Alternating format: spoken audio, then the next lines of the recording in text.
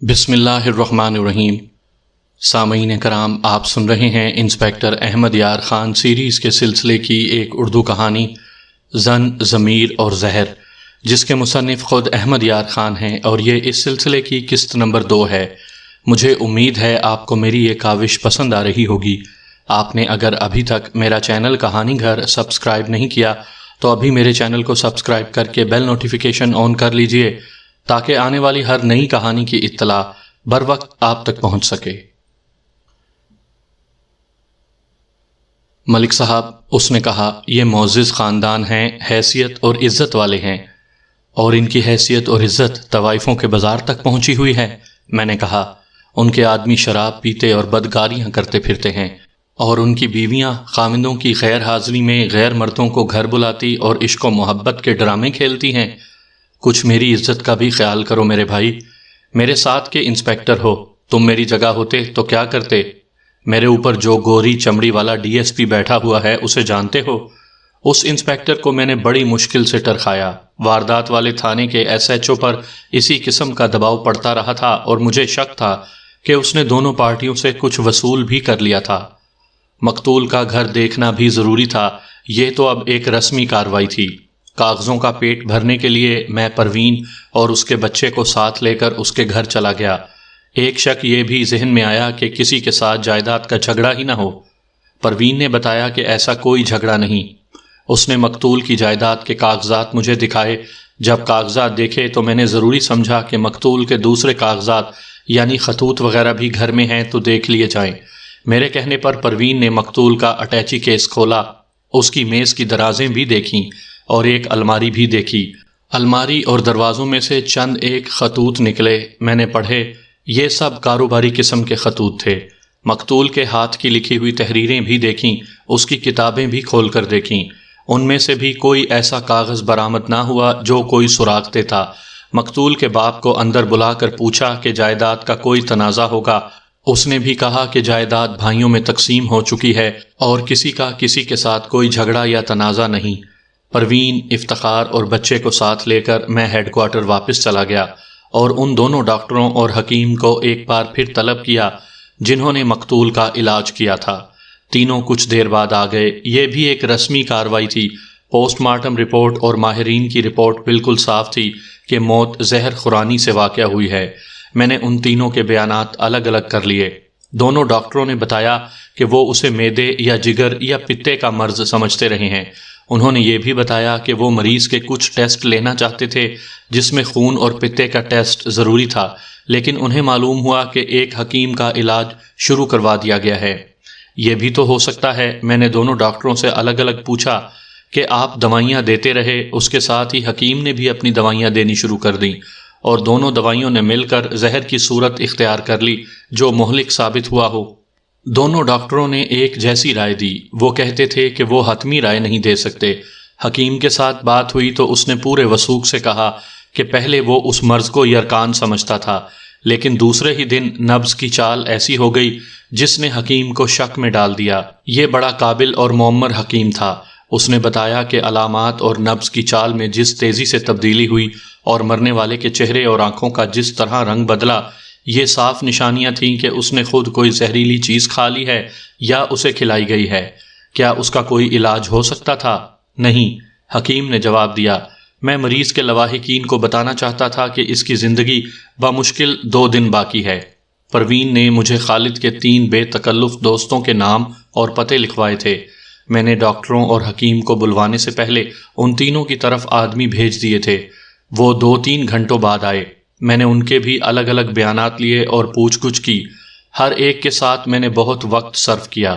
ان تینوں سے جو معلومات حاصل ہوئیں وہ ان معلومات کی تصدیق کرتی تھیں جو پہلے ہی مجھ تک پہنچ چکی تھیں۔ مقتول کے ان دوستوں نے مجھے اس کی عیاشی کے قصے سنائے۔ کام کی بات یہ معلوم ہوئی کہ رقاصہ نجمہ کا جو دوسرا چاہنے والا تھا وہ کوئی معمولی آدمی نہیں تھا، وہ قتل کی ہمت رکھتا تھا۔ یہ تینوں دوست مقتول کے ہم نوالا اور ہم پیالہ تھے۔ تینوں کی یہ رائے تھی کہ نجمہ رقاصہ ہے اور وہ دونوں کو نچاتی رہی ہے۔ کیا ایسا ہوا ہوگا کہ نجمہ نے خالد کو شراب میں زہر پلا دیا ہو؟ میں نے یہ سوال تینوں دوستوں سے کیا۔ ایک نے کہا کہ وہ ایسی جرت نہیں کر سکتی تھی۔ اس کے کاروبار کا معاملہ ہے۔ باقی دو نے ایک جیسی رائے دی۔ وہ کہتے تھے کہ نجمہ آخر طوائف ہے، اس کا کیا بھروسہ۔ نجمہ کے دوسرے چاہنے والے کے متعلق ان دونوں نے بتایا کہ اس نے 2-3 مرتبہ مقتول کو دھمکی دی تھی کہ وہ نجمہ کے پاس نہ جایا کرے۔ ان تینوں دوستوں نے کام کی دوسری بات یہ بتائی کہ مقتول کی اصل عیاشیاں تو اس مکان میں چلتی تھیں جو اس نے اپنی اراضی میں بنایا ہوا تھا۔ نجمہ اور انیسہ کو وہ وہاں بھی لے جایا کرتا تھا۔ یہ بھی کہ مقتول کا رقیب نجمہ کے مقتول کے ساتھ اتنا دور جانا پسند نہیں کرتا تھا۔ کیا یہ ہو سکتا ہے کہ اراضی پر مقتول کی کسی کے ساتھ دشمنی یا رقابت ہو جو اس کے قتل کا باعث بنی؟ میں نے یہ سوال تینوں دوستوں سے پوچھا تھا۔ تینوں کے جواب تقریباً ملتے جلتے تھے، جنہیں میں اپنے الفاظ میں اس طرح بیان کروں گا کہ وہاں مقتول جیسے چند اور عیاش شہزادوں کی بھی زمینیں ہیں، وہاں 2 گاؤں بھی ہیں، اس علاقے میں جو لوگ آباد ہیں ان کی عورتیں اور جوان لڑکیاں بھی ہیں۔ مقتول عورتوں کے معاملے میں خطرے بھی مول لے لیا کرتا تھا۔ یقین کے ساتھ یہ نہیں کہا جا سکتا تھا کہ مقتول کو وہاں کسی نے زہر دیا ہو، اور یہ یقین کے ساتھ بھی نہیں کہا جا سکتا تھا کہ اسے وہاں زہر نہیں دیا گیا۔ پروین کی یہ بات میرے ذہن میں کھٹک رہی تھی کہ مقتول اراضی پر گیا ہوا تھا اور 1.5-2 ماہ بعد واپس آیا، اور اسی شام اس نے معدے میں درد یا تلخی کی شکایت کی۔ اگر اسے یہ شکایت رات بہت دیر بعد ہوتی اور اس سے پہلے وہ کہیں باہر گیا ہوتا تو شک کیا جا سکتا تھا کہ وہ نجمہ یا انیسہ کے ہاں گیا تھا اور کسی دشمن نے اسے شراب میں یا پان میں زہر دے دیا۔ ان دوستوں کو میں نے یہ کہہ کر فارغ کر دیا کہ ان کا ایک جگری یار قتل ہو گیا ہے، اس لیے یہ ان کا فرض ہے کہ اپنے طور پر ٹو میں لگے رہیں، شاید قاتل کا کوئی سراغ مل جائے۔ آدھی رات کے کچھ بعد کا وقت تھا جب نجمہ رقاصہ میرے سامنے بیٹھی ہوئی تھی۔ وہ بھی پروین کی طرح کشش والی تھی اور اس کی عمر بھی پروین جتنی ہی تھی۔ دوسری رقاصہ جس کا نام انیسہ تھا وہ باہر بیٹھی ہوئی تھی۔ دونوں کے آدمی بھی ساتھ آئے تھے۔ میں نے انہیں کچھ ہی دیر پہلے بلایا تھا۔ دونوں نے آ کر سب سے پہلے مجھ سے شکایت کی کہ میں نے انہیں ایسے وقت بلایا ہے جو ان کے کاروبار کے عروج کا وقت ہوتا ہے۔ میں نے ان کی شکایت کی کوئی پرواہ نہ کی اور پہلے نجمہ کو اپنے کمرے میں لے گیا۔ میں نے مقتول کے رقیب کو بھی بلوایا تھا، وہ ابھی نہیں پہنچا تھا۔ نجمہ نے میرے سامنے آ کر جو ناز و انداز مجھے دکھائے اور جس طرح مجھے مسحور اور مروب کرنے کی کوشش کی وہ بھی ایک دلچسپ قصہ ہے، لیکن میں وہ آپ کو سناؤں گا نہیں۔ یہ ضرور کہوں گا کہ اس قسم کی حسین اور تجربے کار بازاری عورت سے بچنے کے لیے بڑی مضبوط شخصیت اور بڑے مضبوط اعصاب کی ضرورت ہے۔ میں ضروری نہیں سمجھتا کہ اس کے ساتھ میری جتنی بھی باتیں ہوئیں وہ ساری کی ساری آپ کو سناؤں۔ چند ایک ضروری سوال جواب پیش کر دیتا ہوں۔ نجمہ، میں نے کہا، مجھے یہ توقع رکھنی ہی نہیں چاہیے کہ تم سچ بولو گی۔ کوشش کرنا کہ سچ بولو، کیونکہ تمہارا فائدہ اور تمہاری نجات اسی میں ہے۔ آپ کو مجھ سے سچ کی توقع صرف اس لیے نہیں کہ میں طوائف ہوں، نجمہ نے کہا۔ میں آپ کو یہ بتانا ضروری سمجھتی ہوں کہ مجھے پوری طرح احساس ہے کہ ایک آدمی قتل ہو گیا ہے اور آپ تفتیش کر رہے ہیں۔ میں جھوٹ بول کر اپنے آپ کو پھنساؤں گی نہیں۔ آپ مجھ سے پوچھیں کیا پوچھتے ہیں، پھر تفتیش کر کے معلوم کریں کہ میں نے سچ بولا ہے یا جھوٹ۔ چلو دیکھ لیتے ہیں، میں نے کہا۔ یہ بتاؤ کہ تمہیں خالد اچھا لگتا تھا یا ارجمند، وہ جو تمہارا دوسرا عاشق زار ہے؟ آپ آ جائیں میرے ہاں۔ اس نے بڑی شوق مسکراہٹ سے جواب دیا، آپ مجھے ان دونوں سے زیادہ اچھے لگیں گے۔ آپ پولیس کے افسر ہیں، کیا آپ اتنا بھی نہیں جانتے کہ مجھ جیسی ناچنے گانے والی ہر گاہک کی محبوبہ ہوتی ہے، لیکن اس کا محبوب صرف روپیہ ہے۔ دونوں شہزادے تھے، شراب کے نشے میں میری محبت کا دم بھرتے تھے۔ دونوں سے زیادہ رقم بٹورنے کے لیے انہیں ایک دوسرے سے بڑھ کر محبت کا جھانسا دیتی تھی۔ عیاشی اور بدی کے بازار میں کوئی عشق و محبت نہیں ہوتا جناب، لیکن تم نے ایک آدمی کو تو مروا دیا ہے نا، میں نے کہا۔ مجھے 7-8 روز پہلے پتا چلا ہے کہ خالد مر گیا ہے، نجمہ نے کہا۔ اس کے ساتھ یہ افواہ بھی سنی کہ ڈاکٹروں نے کہا ہے کہ اسے زہر دیا گیا ہے۔ تمہیں کس نے بتایا تھا؟ بتانا کس نے تھا، نجمہ نے جواب دیا۔ وہ میرا بڑا موٹا گاہک تھا، کئی راتیں نہ آیا تو میں نے ارجمند سے پوچھا کہ تمہارا رقیب کہاں ہے؟ اس نے کہا درویشوں کی رقابت نے اسے زمین میں اتار دیا، مر گیا ہے سالہ۔ مجھے بہت افسوس ہوا۔ میں نے پوچھا کہ وہ مرا کیسے؟ اس نے بتایا کہ سنا ہے کہ کسی نے اسے زہر دے دیا تھا۔ ایک بات بتاؤ نجمہ، میں نے پوچھا۔ جب اس نے کہا تھا کہ درویشوں کی رقابت نے اسے زمین میں اتار دیا ہے اور پھر اس نے تمہیں یہ بتایا کہ اسے کسی نے زہر دیا ہے، تو کیا تمہیں شک نہیں ہوا کہ زہر ارجمند نے ہی اسے دیا ہوگا؟ نہیں، نجمہ نے جواب دیا، میں نے سوچا تک نہیں کہ ارجمن نے اسے زہر دیا ہوگا، دے بھی کہاں سکتا تھا، ان کی آپس میں دشمنی تھی، اس لیے ان کی کہیں ملاقات ہو نہیں سکتی تھی، میرے ہاں بھی الگ الگ آتے تھے۔ نجمہ، میں نے اس کی طرف جھک کر دھیمی سی آواز میں کہا، اگر میں یہ کہوں کہ زہر تمہارے ہاتھ سے دلایا گیا ہے تو تم ہی اپنی بے گناہی میں کیا کہو گی؟ نجمہ نے لمبا سانس لیا، میری آنکھوں میں آنکھیں ڈالی اور اس طرح سر ہلایا جیسے میں ایک نادان بچہ ہوں اور کوئی بے وقوفی کی بات کہہ بیٹھا ہوں۔ اس کا یہ انداز اتنا پختہ اور پر اثر تھا کہ میں نے اس اثر کو اپنے آپ پر محسوس کیا، لیکن میں نے اتنی جلدی ہار نہیں ماننی تھی۔ معلوم ہوتا ہے ہماری دنیا سے اور ہمارے کاروبار سے آپ بالکل ناواقف ہیں، اس نے کہا۔ میں آپ کو بتا چکی ہوں کہ ہم اپنے گاہکوں کے دل نہیں، ان کی جیبیں دیکھا کرتی ہیں، باتیں ہم دل کی ہی کیا کرتی ہیں، اسی سے ہمارے گاہک الو بنے رہتے ہیں۔ ارجمند کوئی نواب یا مہاراجا نہیں کہ میں اس کی خاطر کسی کو زہر دے دیتی۔ وہ آخری بار تمہارے پاس کب آیا تھا؟ تقریباً 2 مہینے پہلے، اس نے ذرا سوچ کر جواب دیا۔ وہ جب بھی اتنی لمبی مدت کے لیے غیر حاضر ہوتا تھا تو میں سمجھ جاتی تھی کہ اپنی جاگیر پر گیا ہوا ہے، مجھے تو یہ بھی پتا نہیں کہ وہ واپس کب آیا تھا۔ یہاں آ کر وہی بات میرے ذہن میں آ گئی کہ مقتول جس روز اراضی سے واپس آیا اسی شام اسے یہ مہلک تکلیف شروع ہو گئی۔ میں نے نجمہ سے کچھ اور باتیں پوچھیں اور اسے باہر بھیج کر اس کے آدمی کو اندر بلا لیا۔ نجمہ کے اس آدمی سے میں نے کہا کہ فلاں دن مقتول ان کے ہاں آیا تھا۔ اس آدمی نے سوچ سوچ کر جواب دیا کہ مقتول کو ان کے ہاں آئے 3 مہینے گزر چکے ہیں، وہ موت کے بعد 1 مہینہ بھی اس مدت میں شامل کر رہا تھا۔ میں نے اسے کہا کہ نجمہ تو یہ کہتی ہے کہ وہ فلاں رات آیا تھا۔ نہیں حضور، اس نے جواب دیا، بائی نے ایسا نہیں کہا ہوگا، آپ شاید غلط سمجھے ہیں، وہ تو ہماری بڑی موٹی اسامی تھی، اسے ہم کیسے بھول سکتے ہیں۔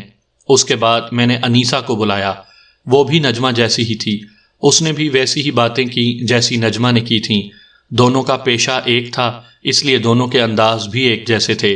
انیسہ نے بھی کہا کہ مقتول اس کا بڑا موٹا گاہک تھا۔ انیسہ، میں نے کہا، نجمہ کیسی عورت ہے، کیا یہ ہو سکتا ہے کہ اس نے خالد کو زہر دیا ہو؟ عالی جا، انیسہ نے جواب دیا، نجمہ میری ہم پیشہ ہے، ہماری آپس میں کاروباری رقابت چلتی ہے، لیکن اس رقابت کو ہم اس حد تک نہیں پہنچنے دیتی جہاں کسی کو بہت زیادہ نقصان پہنچے۔ میں اپنے پیشوں کے اصولوں کی بات کروں تو میں یقین سے کہہ سکتی ہوں کہ کوئی رقاصہ ایک گاہک کو خوش کرنے کے لیے کسی دوسرے گاہک کو ناراض نہیں کرے گی۔ یہ تو میں مان ہی نہیں سکتی کہ کسی رقاصہ نے ایک گاہک کو راضی کرنے کے لیے کسی دوسرے گاہک کو زہر دے دیا ہو۔ لیکن انیسہ، میں نے کہا، ایسے واقعات ہوئے ہیں کہ کسی طوائف یا ناچنے گانے والی نے کسی گاہک کو زہر دے دیا یا کسی اور طریقے سے قتل کروا دیا۔ ہاں علی جا، انیسہ نے جواب دیا، آپ نے جتنے واقعات سنے ہیں ان پر اگر غور کریں تو قتل کی وجوہات صاف نظر آئیں گی۔ اگر کوئی مہاراجا یا نواب کسی رقاصہ کو اپنی بیوی یا داشتہ بنانا چاہے اور راستے میں کوئی اور حائل ہو تو نواب یا مہاراجا بے تحاشا رقم دے کر رکاوٹ بننے والے آدمی کو مروا سکتا ہے، لیکن صاحب اگر وہ نواب یا مہاراجا ہے تو کسی ایک کو طوائف کے ہاتھوں کیوں مروائے گا؟ وہ اپنی محبوبہ کو مصیبت میں نہیں ڈالے گا، اس کے بجائے وہ کسی اور طریقے سے اس شخص کو مروائے گا۔ میں آپ کو ان دونوں بازاری عورتوں کے مکالمے اپنی زبان میں سنا رہا ہوں، جو بڑی آسان اور سیدھی سادی اردو ہے۔ ان کی زبان نہایت ہی پرتکلف اور شستہ تھی۔ وہ میرے بڑے امیر پرستاروں کی بڑی اونچی قسم کی طوائفیں تھیں۔ ہندوستان کے بڑے شہروں خصوصاً دلی اور لکھنؤ کی ناچنے گانے والیاں شائستگی اور اردو کی نفاست میں مشہور تھیں۔ میں یہ نہیں کہتا کہ میں ان کی زبان سے یا ان کے انداز سے متاثر ہو گیا، انہیں میں نے مشتبہ افراد کی فہرست سے نکال دیا تھا۔ انہیں الزام سے بری قرار دینے کی وجہ میں پہلے بیان کر چکا ہوں کہ مہلک بیماری کی ابتدا کی شام یا اس سے 2-3 روز پہلے مقتول ان دونوں میں سے کسی کے ہاں نہیں گیا تھا۔ صرف اتنا سا شک میرے ذہن میں رہ گیا تھا کہ زہر اگر بہت دن پہلے دیا گیا تھا تو ان دونوں پر شک کیا جا سکتا تھا۔ میں نے یہ شک اسی وقت رفع کرنے کی کوشش کی۔ دونوں کے متعلق بتایا گیا تھا کہ مقتول انہیں اراضی پر بھی لے جایا کرتا تھا۔ میں نے ان دونوں سے پوچھا کہ اب مقتول اراضی پر گیا تھا تو کیا ان میں سے کوئی وہاں گئی تھی؟ مجھے بتایا گیا کہ دونوں میں سے کوئی بھی وہاں نہیں گئی۔ میں نے انہیں کہا تھا کہ سوچ کر جواب دیں، کیونکہ میں اراضی پر جا کر معلوم کروں گا، اور پھر بھی انہوں نے کہا کہ وہ وہاں نہیں گئیں۔ میں نے انہیں جب رخصت کیا اس وقت رات گزر چکی تھی۔ اس کے کچھ دیر بعد ارجمند آ گیا۔ اس نے آتے ہی دیر سے آنے کی معذرت کی اور بتایا کہ وہ کسی کام سے باہر گیا ہوا تھا۔ کسی کام سے نہیں، میں نے کہا، تم شراب کے نشے میں ڈوبے ہوئے تھے۔ اس نے اردو بولنے والوں کی طرح پھر معذرت کی اور بڑے پرتکلف الفاظ استعمال کیے۔ پھر مجھ سے پوچھا کہ میں نے اسے کیوں بلایا ہے۔ درویش صاحب، میں نے کہا، میں نے صرف یہ معلوم کرنے کے لیے آپ کو زحمت دی ہے کہ آپ نے اپنے رقیب خالد کو کس طرح زمین میں اتارا تھا۔ حضور انور، اس نے شاعروں کے انداز میں کہا، کیا آپ اس سوال کی وضاحت فرمائیں گے؟ ہاں حضور، میں نے کہا، لیکن وضاحت کے لیے آپ کو اس کمرے میں لے جانا پڑے گا جہاں پتھروں جیسے سخت مجرم بھی اقبال جرم کر لیا کرتے ہیں۔ آپ کوشش کریں کہ میرے سوال کو یہیں سمجھ لیں۔ اس نے کوئی جواب دیے بغیر حیران سا ہو کر مجھے دیکھا، جیسے وہ ابھی بھی نہ سمجھا ہو۔ تم خالد کے قاتل ہو، میں نے کہا۔ کیا فرما رہے ہیں آپ حضور؟ اس نے کہا اور جوکروں کی طرح کرسی پر اچھلنا شروع کر دیا۔ اس کے منہ سے اور کوئی بات نکلتی ہی نہیں تھی۔ تم نے خالد کے مرنے کے بعد یہ الفاظ نجمہ سے کہے تھے۔ میں نے کہا، کیا تم نے یہ کہا تھا کہ درویشوں کی رقابت نے اسے زمین میں اتار دیا ہے؟ وہ سوچ میں کھو گیا، کبھی ہنسنے لگتا اور فوراً ہی رونی سی صورت بنا لیتا۔ کچھ یاد نہیں آ رہا حضور، اس نے کہا۔ نشے میں شاید کوئی ایسی بات منہ سے نکل گئی ہو۔ دیکھو میاں ارجمند، میں نے کہا، میں تمہیں سوچنے کا موقع دیتا ہوں۔ اقبال جرم کر لو گے تو فائدے میں رہو گے، میں وعدہ کرتا ہوں۔ وہ ہکلا کر کچھ کہنے کی کوشش کر رہا تھا، لیکن میں کمرے سے نکلا اور ایک کانسٹیبل سے کہا کہ اسے پچھلے کمرے میں بٹھا کر باہر سے دروازہ بند کر دے۔ مجھے ابھی خالد کی اراضی پر جانا تھا، وہاں سے آ کر دیکھنا تھا کہ ارجمند کے ساتھ کیا سلوک کیا جائے۔ مزید حالات سامنے آنے تک میں اسے شامل تفتیش رکھنا ضروری سمجھتا تھا۔ اسے کانسٹیبل اس طرح پیچھے کمرے میں لے گیا جس طرح بکرا کسائی کے ساتھ ذبح ہونے کے لیے جاتا ہے۔ میں نے اسی وقت خالد کی اراضی پر جانے کی تیاری شروع کر دی۔ جس ریلوے اسٹیشن پر ہم نے اترنا تھا وہ 120 یا 125 میل دور تھا۔ وہاں سے لاری یا یکے پر 9-10 میل کا سفر تھا۔ تقریباً 2 گھنٹے بعد اپنا سٹاف ساتھ لیا اور میں ریلوے اسٹیشن پہنچ گیا۔ رات کے 9 بجے کے لگ بھگ ہم منزل پر پہنچ گئے اور میں اس علاقے کے تھانے میں آ گیا۔ ان دنوں وہاں ایک سکھ سب انسپیکٹر تھانہ انچارج تھا۔ رہائش کا انتظام ڈاک بنگلے میں کیا گیا۔ اس سب انسپیکٹر کو میں اپنے ساتھ ڈاک بنگلے میں لے گیا۔ اس سے بہت سی باتیں پوچھنی تھیں۔ اس سے خالد کی اراضی کے متعلق پوچھا۔ اس نے بتایا کہ وہ خالد کو جانتا ہے۔ میں نے اسے بتایا کہ وہ مر گیا ہے اور وہ زہر خورانی سے مرا ہے، تو سکھ کچھ زیادہ حیران نہ ہوا۔ اب میری کچھ مدد کرو جوگندر سنگھ، میں نے کہا۔ یہاں مقتول کی کسی کے ساتھ دشمنی یا لڑائی جھگڑا یا کوئی اور تنازع تھا؟ میرے پاس کبھی کوئی رپورٹ نہیں آئی تھی، اس نے جواب دیا۔ او ملک بھائی، ان لوگوں کے ہاں یہی کچھ ہوتا رہتا ہے۔ یہاں جب اپنی زمینوں پر آتے ہیں تو یہاں بادشاہ بن کر رہتے ہیں۔ میں خالد کو جانتا ہوں، وہ بھی ایسا ہی بادشاہ تھا۔ یہاں آ کر بھی رنڈیوں کے مجرے کرواتا تھا، اپنے جیسے لوفر لفنگے شہزادوں کو یہاں ساتھ لاتا تھا، 1.5-2 مہینے گزار کر چلا جاتا تھا۔ میں نے اس سکھ سے کچھ اور باتیں بھی معلوم کرنے کی کوشش کی، لیکن ایسے پتہ چلتا تھا جیسے اسے اپنے علاقے کے ساتھ کوئی دلچسپی نہیں یا خالد کے ساتھ اسے پوری واقفیت نہیں۔ مختصر یہ کہ اس سے مجھے کوئی خاص بات معلوم نہ ہوئی۔ رات ڈاک بنگلے میں گزری۔ علل صبح خالد کی اراضی پر جانے کے لیے تیار ہوئے تو میرے کہنے پر سب انسپیکٹر جوگندر سنگھ نے اپنے تھانے کا ایک ہیڈ کانسٹیبل میرے ساتھ کر دیا۔ اس نے شاید مجھے خوش کرنے کے لیے جو ہیڈ کانسٹیبل مجھے رہنمائی اور مدد کے لیے دیا تھا وہ مسلمان تھا۔ وہ کہنے لگا کہ پیدل ہی چلتے ہیں۔ جب ہم چلے تو تھانے سے کچھ دور جا کر ہیڈ کانسٹیبل نے مجھے میرے سٹاف سے الگ کر لیا۔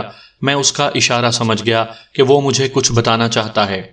سب انسپیکٹر صاحب نے آپ کو کچھ بتایا ہے؟ ہیڈ کانسٹیبل نے مجھ سے پوچھا۔ کیا تمہیں معلوم ہے کہ میں کیوں یہاں آیا ہوں؟ ہاں ملک صاحب، ہیڈ کانسٹیبل نے جواب دیا۔ آپ مجھے نہیں جانتے، میں آپ کو جانتا ہوں۔ مجھے میرے سب انسپیکٹر صاحب نے بتایا ہے کہ خالد پرویز زہر خورانی سے مارا گیا ہے اور آپ CIA کی طرف سے تفتیش کرنے آئے ہیں۔ میں نے آپ سے پوچھا ہے کہ ہمارے سب انسپیکٹر صاحب نے آپ کو کچھ بتایا ہے؟ نہ بھائی، میں نے جواب دیا، وہ تو پتہ چلتا ہے کہ اپنے علاقے سے بھی واقف نہیں۔ اصل شیطان ہے ملک صاحب، ہیڈ کانسٹیبل نے کہا، آپ کو اندھا کرنا چاہتا ہے۔ آپ میرے مسلمان بھائی ہیں، اس لیے اپنا فرض سمجھتا ہوں کہ آپ کو راز کی کچھ باتیں بتا دوں۔ خالد کی سب انسپیکٹر جوگندر کے ساتھ بڑی گہری دوستی تھی۔ خالد جب یہاں آتا تھا تو سب انسپیکٹر کئی راتیں خالد کے گھر میں گزارتا تھا۔ پچھلے دنوں یہاں ایک لڑکا جس کی عمر 13-14 سال تھی لاپتہ ہو گیا تھا۔ وہ ایک بیوہ کا بیٹا ہے، مسلمان ہے، اس بیوہ کی ایک جوان بیٹی ہے، لیکن ملک صاحب کیا خوبصورتی ہے اس لڑکی کی۔ لڑکا لاپتہ ہوا تو ماں اور اس کی یہ بیٹی تھانے میں آئیں اور سب انسپیکٹر جوگندر سنگھ کو رو رو کر بتایا کہ کل شام سے ان کا لڑکا لاپتہ ہے۔ جوگندر نے ویسے ہی ایک کاغذ پر لڑکے کا حلیہ وغیرہ لکھ لیا اور ان عورتوں کو تسلی دی کہ لڑکا مل جائے گا۔ اس کے بعد اس شخص نے کوئی کارروائی نہیں کی۔ اتفاق سے میں اس کے پاس کھڑا تھا جب ماں بیٹی رپورٹ دینے آئی تھیں اور چلی گئی تھیں۔ سب انسپیکٹر نے مجھ سے کہا کہ ان زمینداروں اور جاگیرداروں کی اولاد آوارہ ہوتی ہے، لڑکا بغیر بتائے شہر چلا گیا ہوگا اور گھوم پھر کر واپس آ جائے گا۔ اس کے بعد خالد تھانے آیا، اس کے ساتھ گمشدہ لڑکے کی بہن تھی۔ دونوں سب انسپیکٹر جوگندر کے پاس بیٹھے رہے اور چلے گئے۔ اسی شام خالد پھر تھانے آیا۔ انہی دنوں علاقے میں ڈکیتی کی 2 وارداتیں اور پھر ایک واردات نقب زنی کی ہو گئی۔ جوگندر سنگھ تفتیش میں بہت مصروف ہو گیا۔ خالد ہر روز تھانے آنے جانے لگا۔ جوگندر سنگھ جب مصروف نہیں ہوتا تھا تو خالد کے پاس چلا جایا کرتا تھا۔ جوگندر مصروف ہو گیا تو خالد آنے لگا۔ دوستی کی وجہ سے آتا ہوگا، میں نے کہا۔ نہیں ملک صاحب، ہیڈ کانسٹیبل نے کہا، میں نے ان دونوں کو سر جوڑے ہوئے دیکھا ہے، بات کچھ اور تھی۔ ملک صاحب، اس تھانے میں ہم صرف 2 مسلمان ہیں، ایک میں ہوں اور ایک کانسٹیبل ہے۔ ہم تو ڈر ڈر کر سروس کر رہے ہیں، اونچی بات بھی نہیں کرتے۔ آپ جانتے ہیں یہ ہندو اور سکھ مسلمانوں کو کہاں ٹکنے دیتے ہیں، اس لیے میں نے دخل اندازی نہ کی، لیکن میں نے اپنے طور پر ٹو ضرور لگائے رکھی۔ کچھ دنوں بعد اطلاع آئی کہ لڑکا واپس آ گیا ہے۔ جوگندر سنگھ نے کہا کہ میں نے کہا نہیں تھا کہ لڑکا خود کہیں چلا گیا ہے۔ ملک صاحب، مجھے صحیح واردات کا پتہ نہیں چلا، لیکن میں آپ کو ایک آدمی سے ملواؤں گا جو آپ کو بتائے گا کہ اس لڑکے کی گمشدگی کے پیچھے کوئی خاص بات تھی۔ یہ معلوم کرنا آپ کا کام ہے۔ مجھے یہ بتاؤ، میں نے کہا، کہ اس کا خالد کے قتل کے ساتھ کیا تعلق ہے؟ یہ میں نے آپ کو اس لیے سنایا ہے کہ آپ کو پتہ چلے کہ سب انسپیکٹر جوگندر سنگھ اور خالد کی کتنی گہری دوستی تھی۔ ہیڈ کانسٹیبل نے کہا، لڑکے کی گمشدگی کا خالد کے قتل کے ساتھ کوئی تعلق نہیں ہو سکتا، لیکن لڑکے کی بڑی بہن کا خالد کے ساتھ کوئی تعلق ضرور ہے۔ خالد کبھی ان کے گھر پہنچا ہوا ہوتا تھا اور کبھی یہ لڑکی خالد کے ہاں آئی ہوئی ہوتی تھی۔ وہاں کوئی نہ کوئی اور واقعہ ہوا ہے، لیکن اپنے جاگیردار سے ڈرتے مزارے کچھ نہیں بتاتے۔ سنا تھا کہ شہر سے گم ہونے والے لڑکے کے رشتہ دار آئے تھے اور ان کی خالد کے ساتھ کوئی گڑبڑ ہوئی تھی۔ لڑکے کی گمشدگی کو چھوڑیں، میرا خیال ہے کہ لڑکے کی بڑی بہن کے متعلق کوئی گڑبڑ ہوئی تھی۔ اور کیا گڑبڑ ہونی ہے؟ میں نے کہا، خالد اور اس لڑکی کے آپس میں تعلقات ہوں گے اور لڑکی کے بھائیوں وغیرہ کو پتہ چل گیا ہوگا اور انہوں نے آ کر لڑکی اور خالد کے ساتھ کوئی ہنگامہ کیا ہوگا۔ یہ آپ خود سوچ لیں ملک صاحب۔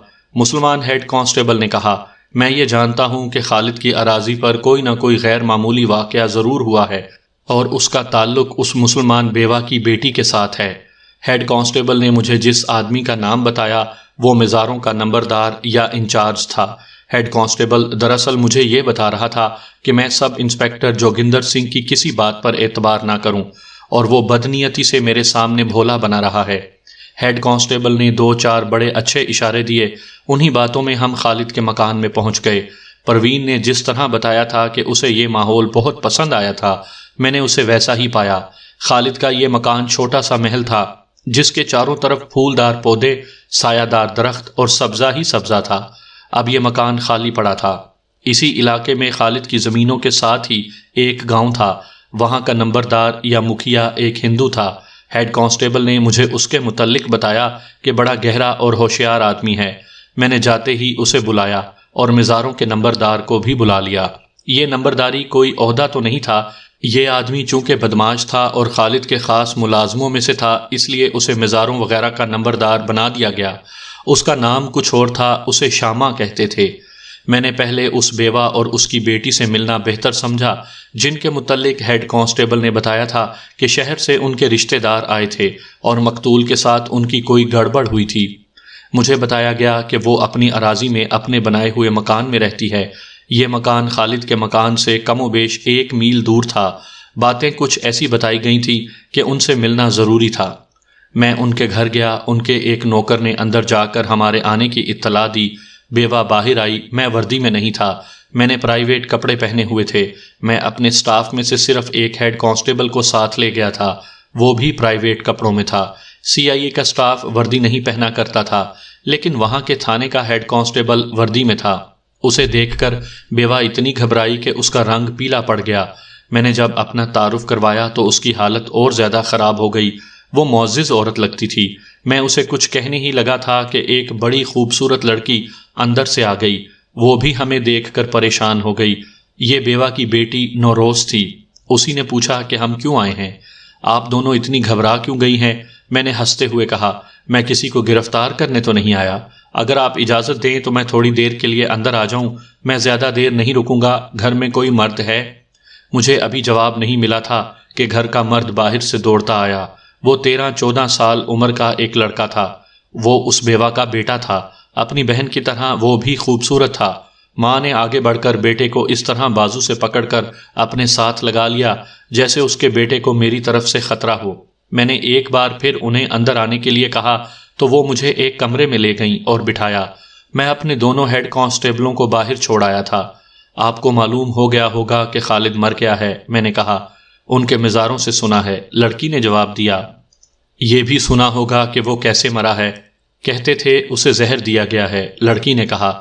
انسپکٹر صاحب، ہمارا خالد کے ساتھ کوئی تعلق نہیں تھا، آپ ہمارے پاس کیوں آئے ہیں؟ میں نے خاص طور پر دیکھا کہ لڑکی کا لہجہ ایسا تھا جیسے وہ رو پڑے گی۔ میں نے ماں بیٹی کو ایک بار پھر تسلی دی کہ وہ گھبرائیں اور ڈرے نہیں۔ میں نے یہ بھی دیکھا کہ صرف لڑکی بولتی تھی، ہر سوال کا وہی جواب دیتی تھی اور ماں خاموش بیٹھی تھی۔ چہرے سے پتہ چلتا تھا کہ وہ بہت ڈری ہوئی ہے۔ میں نے اسے کہا کہ وہ ذرا اندر چلی جائے، میں صرف لڑکی سے بات کرنا بہتر سمجھتا تھا۔ ماں اپنی بیٹی کو اکیلا نہیں چھوڑنا چاہتی تھی۔ میں نے بڑی مشکل سے اسے اٹھایا۔ نوروز میری ایک ہی بیٹی ہے، ماں نے جاتے ہوئے دروازے میں رک کر کہا، یتیم ہے، ذرا خیال رکھنا۔ اپنی بہنوں جیسا خیال رکھوں گا محترمہ، میں نے کہا۔ آپ تھوڑی سی دیر صبر کریں۔ روزی، جس کا نام نوروز تھا، میرے پاس اکیلی رہ گئی۔ میں نے اس سے اس کے خاندان کے متعلق پوچھا۔ وہ خالد کے ہی شہر کے رہنے والی تھی۔ 9-10 سال پہلے اس لڑکی کا باپ مر گیا تھا۔ ایک بڑا بھائی تھا، وہ بھی 4-5 سال پہلے مر گیا تھا۔